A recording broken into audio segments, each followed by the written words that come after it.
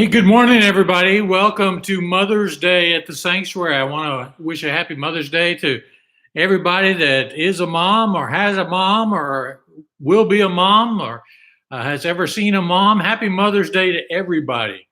It's a great day to set aside to celebrate these women who have been so important. And it's good to see you with us. Hi, everybody. Hi, Chloe, Susie, Candy, Mark, Richard, Mac. Good to see everybody. Feel free to comment. I don't know who's watching unless you leave a comment on the side there, but I can see only the names of those who do comments. But it's a great day. It's a beautiful day. It's going to be a beautiful week in Austin, Texas. I see more and more people out on the streets every day and walking around. And you kind of get the feeling that we're edging towards getting back to normal.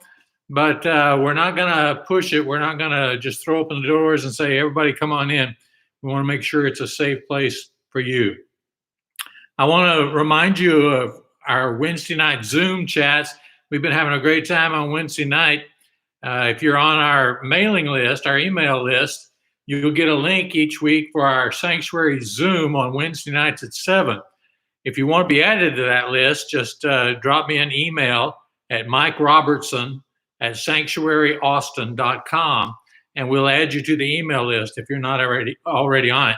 But we get together each Wednesday night at 7 for just about an hour of catching up with each other, seeing each other face to face, hearing each other's voices. And it's been a very valuable, interesting time during this quarantine when we can't physically be together. It's at least nice to see everybody's face and hear everybody's voices. So let's see. There's a few more joining in. Hi, Dana. Hi, James, Jana, Hunter. Good to see everybody here. I hope you will continue to be with us each week. Hi, Hector and Darlene. I enjoy getting a chance to speak to you. It's not, I miss the feedback. I miss seeing your faces when I talk. It's a weird thing standing in an empty room by yourself, delivering a sermon, but we got to do what we got to do. And so we will continue as long as we feel like it's necessary. But let's get into the service. I want to sing a song for you this morning. It's not really a Mother's Day song. You know what? I've never really found a great Mother's Day song. I went to a church one time and they had a guy singing a song on Mother's Day, a guy sitting on a stool with a guitar, and he sang a song called Mama Tried. Some of you may know that song, old country song. It starts out, I turned 21 in prison doing life without parole. No one could steer me right, but Mama tried. Well, I'm not going to do that this morning. I don't know that that's the most appropriate song for Mother's Day. But this is a song that has to do with the idea of family and community, and especially church family. And I heard Larnell Harris do this song several years ago, and it just stopped me in my tracks and just about brought me to tears. Because I heard the words of this song, I thought, wow, somebody else has lived my life. I just identified so strongly with it and what it's like growing up in church. Now, not everybody grew up going to church all the time, but many people did. If you did, I think you'll identify with this song too. It's called I Want to Go.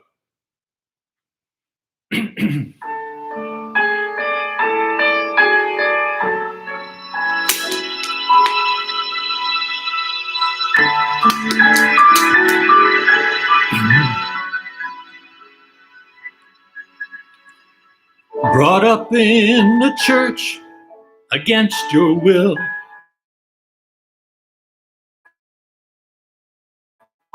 Was it through sermons and be still?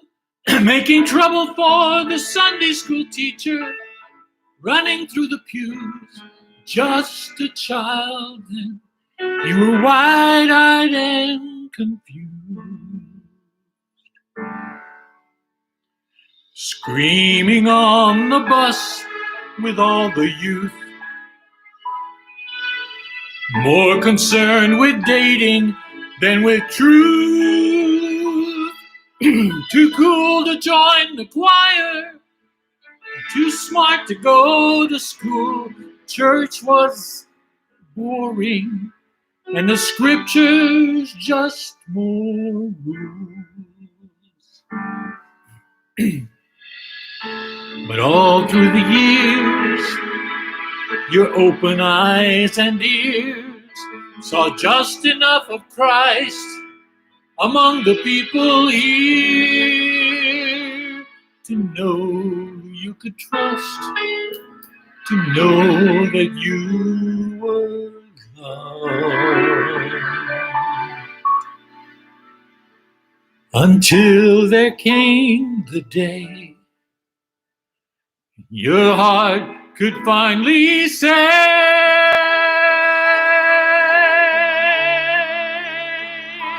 I want to go where you are going, Lord. I want to be among your people where you are. I cannot live my life alone. I don't know how. But you would not bring me this far to leave me now.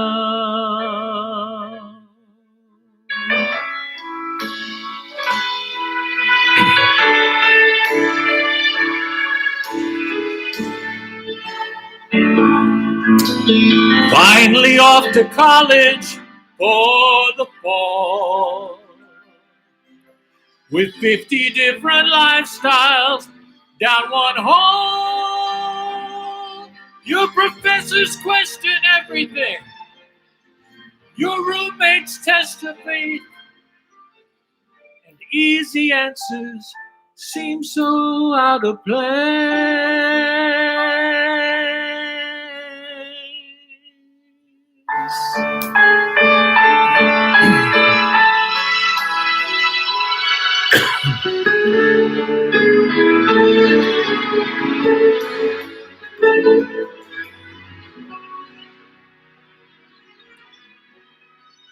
Running from the chapel with your spouse,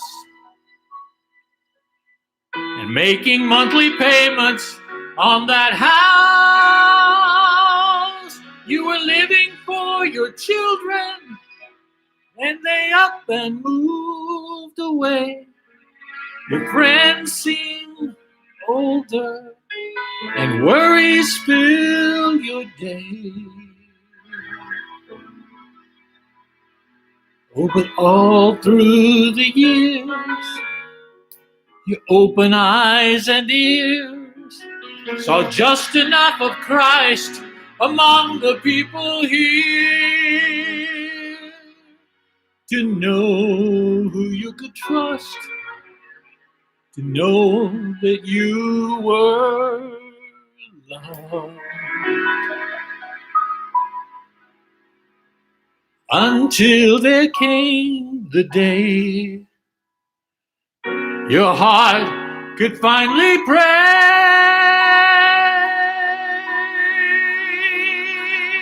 I want to go where you are going, Lord. I want to be among your people where you are. I cannot live this life alone. I don't know how. But you would not bring me this far to leave me now.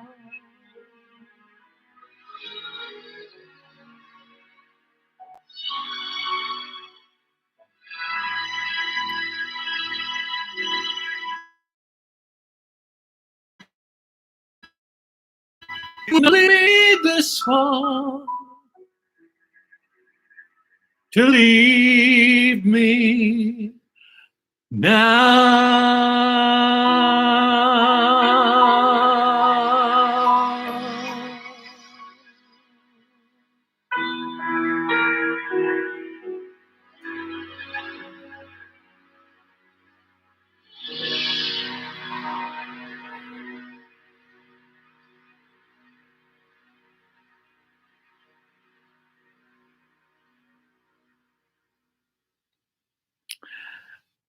That song just knocked me out when I heard it. I hope you enjoyed it also. But let's talk about mothers, about Mother's Day. There's a scripture we read every year, not on Mother's Day. We usually read it at Christmas time. It's in the second chapter of Luke, and the second chapter of Luke is the most complete telling of the birth of Jesus. See, this chapter is filled with wonder and amazement as this baby is born to a virgin mother in the most humble surroundings imaginable. And angels show up and shepherds come to visit the newborn. And after all these incredible events, we read these words in the gospel according to Luke. Luke says, "But Mary kept all these things and pondered them in her heart." Mary kept all these things. See, mothers are people who keep things.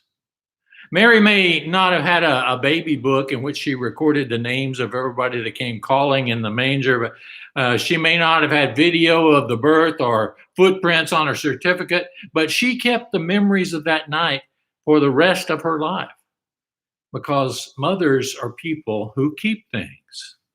I know my mother certainly was. Years ago, she presented me with this scrapbook. And she had put it together, she had assembled it, and this was long before scrapbooking was an industry. She just saved stuff in a drawer or a box or a bag until she took the time to meticulously glue each piece into this book and to write a notation in her beautiful handwriting. It's a treasure to me. It's valuable. It's one of the things I would grab if the house was on fire and I was running out. I would grab the scrapbook because she put so much thought into it. She saved so many things. She kept so many things. On the very first page, look, there's the baby bracelet, which was put on my wrist at the hospital when I was born. Not printed out by a computer on a plastic strip and fastened around my hand. Some nurse, some wonderful nurse, strung these little blue beads and these individual letters which spell out Robertson My mom kept it and put it in my scrapbook. Now, some of you today might not even know what this is. This is something young people called a diaper pin. Yeah, you used to have to pin on diapers, and apparently this was a commemorative one given at the hospital, blue for boys. And here's a hospital announcement that was given courtesy of the Pet Milk Company, on which my stats were recorded.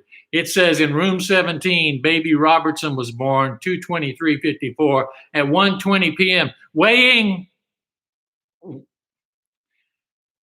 9 pounds, 10 ounces. That's right, 9 pounds, 10 ounces. Even at birth, I had a weight problem.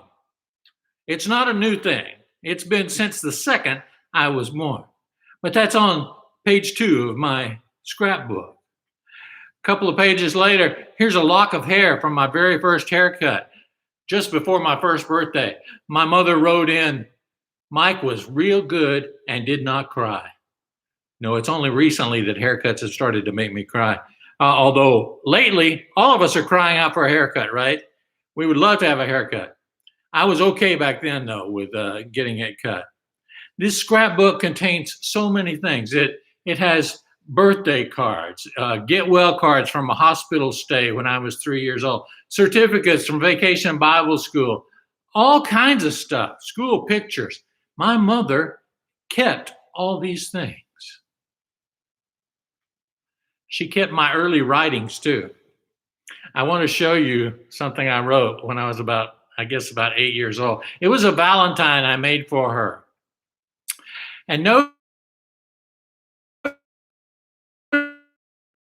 I was already at the age. I folded the paper and I cut it into a heart shape so that you could open it up from the bottom like this. And I wrote a poem on the inside to my mother that I want to share with you this morning.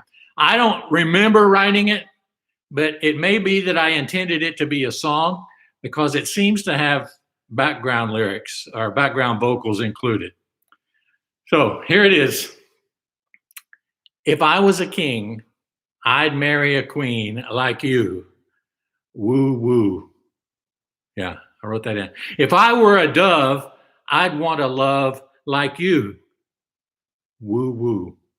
Like you. Woo, woo. Like you. Woo, woo. If I were on a plane in a mess, I'd want you for a stewardess. Just you. Say it with me. Woo, woo. I will be your Valentine. I will love you all the time if you will be my Valentine. Woo, woo. Well, they're not writing them like that anymore, ladies and gentlemen. That woo, woo became legendary in our family. And I don't know what was in my head when I was thinking about it, but my mother kept this stuff because that's what moms do. They are keepers. Mothers keep all kinds of things. Mothers keep track. They keep track of your achievements. Like my mom made this scrapbook. She knew every game I played in, every medal I won, every contest I was in, every time I made the honor roll. She kept track of my achievements. Moms keep your secrets. When you're 12 years old and you have a crush on somebody in your class, who can you tell? Well, your mom is the one who will understand. The mom is the one who will keep your secret. They keep your secrets. And moms keep you healthy. They make sure you eat right. They make sure you take your vitamin. They make sure you brush your teeth and go to bed and wear clean underwear. They make sure you do the right things you need to do to be a healthy human being. They keep their ears tuned.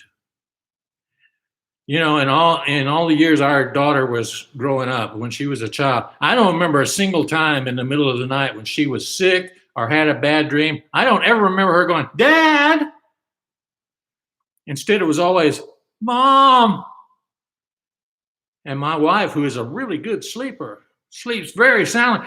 All it had to happen was that one little voice to say, Mom, and she was up and gone. They keep their ears tuned to their children when you're sick or scared or having a nightmare. Moms keep your spirits up. They're great at encouraging us and praising us for what we do. And then moms keep the faith. It's usually the mom in the family who makes sure that all the kids get up and go to church, who get us ready for Sunday school. Now, my dad was a preacher, so we were going to Sunday school, but he was already gone by the time it was time for us to leave. It was my mother that made sure we got up and had clean clothes on, and we had our Bible and our little offering envelope with a quarter in it, and our hair was combed and our shoes were clean. They made sure we went. They kept the faith. They knew how important it was for us to have a church community. See, moms are keepers. They keep the souvenirs of your achievements, but they keep the bad stuff locked away. And when they do that, moms show us even more what God is like. As Paul wrote to Timothy, he said, I know whom I have believed, and I'm persuaded that he is able to what? To keep that which I've committed unto him against that day. Paul knew that one of the most wonderful things about God is that he loves the good things we do, and he forgives and forgets the bad things we do. He's able to keep that stuff to himself. And moms are perhaps the best picture we have of unconditional love. My mother knew all the times in my life when I fell short or when I failed at something, when I really botched it. She would tell you about those times.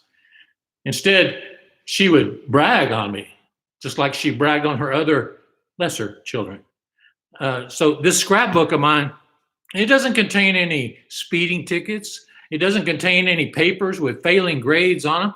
Those are not part of the permanent record my mother kept. And folks, that is the definition of grace. She only kept the good things of my life and not the bad. That's how God is.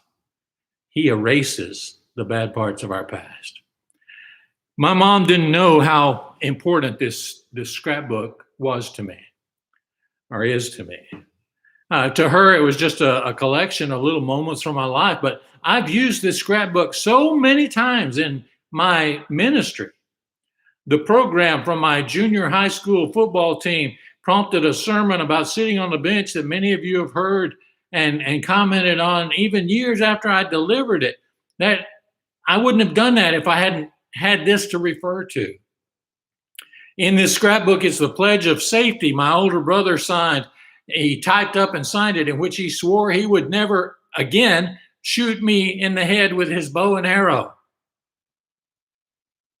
For more than 60 years, he kept that pledge. He never shot me again in the head with his bow and arrow. It happened once, but only the pledge of safety is in the scrapbook. I used that as the basis for a prize-winning Toastmasters speech a few years ago. There are newspaper clippings from when I won the spelling bee, which I talked about a couple of weeks ago, and inspired a column I wrote. And my childhood letters home, which I've used in sermons before. See, this scrapbook is like scripture to me. It has fueled some of the best things I've done as a speaker, as a minister, as a writer. It is my history, and it only exists because my mother was a keeper. See, my mom probably thought this book was just about me, but it's not. It is also largely about her. I can look at any page in this scrapbook and be reminded of something about my mom. Her love, her pride, her joy in me shows through on every page. That's priceless and precious. A few years ago, a friend talked me into going to Memphis for the Blues Music Awards. And so I drove by myself. I'd never been to Memphis. I wanted to take a little road trip. And of course, in Memphis, I went to Graceland. It's the law. You have to go there. It's required. And so I went to Graceland, but I also wanted to visit the Sun Recording Studios. The Sun Studios, where Elvis made his very first record. The records that he made there would change our culture forever. But while I was there, I heard a record that was never issued, that was never offered for sale. The very first time Elvis walked into Sun Studios, it wasn't to become a recording star. It was to make one copy of a disc, a little recording for his mama. He played the guitar and he sang a song called My Happiness. It would be a whole year before he started making records. But right there in the studio where it had been recorded more than 65 years before, I listened to an 18-year-old boy singing a pretty ballad for his mama. Why does that record still exist? Well, it's because Gladys Presley was a keeper too. Moms keep things. That's what they do. It's one of the wonderful things about them. Here's something to think about. Why was Luke able to write, Mary kept all these things and pondered them in her heart? Well, he or somebody he knew had to have sat down with Mary and said, what was it like? What happened that night? Tell me everything. And I'm sure Mary never got tired of telling the story of the birth of this amazing child she had. Do you think she ever had trouble remembering the details? They were imprinted in her memory because she kept these things in her heart. I'm not sure if my mother ever had a scrapbook like the one she made for me. I don't think she did, but hey, I'm my mom's scrapbook. I bear the memories of the special birthday cakes that she made for me. The time when we couldn't afford to go to the circus, so she made a circus for us at home. I carried that. The letters she sent to me when I was far away. The magic that mothers have where a kiss can stop a hurting finger and a little spit on a Kleenex can make us spotless clean. We owe you so much, moms, more than we could ever repay you. And that's why we would love to give each one of you a brand new car today. No, can't do that. I wish I could give each of you a rose, though. If we were able to have church here today, I would do that. We would give you a rose as you were leaving this morning, just for what you had done. Well, I can't do that, but I can tell you this. We are who we are because of the things our mothers have kept.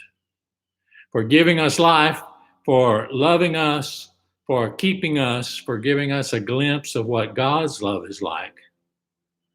Moms, we thank you and we love you. Woo woo. God bless you, everybody. Happy Mother's Day. We'll see you next Sunday, if not on Wednesday night.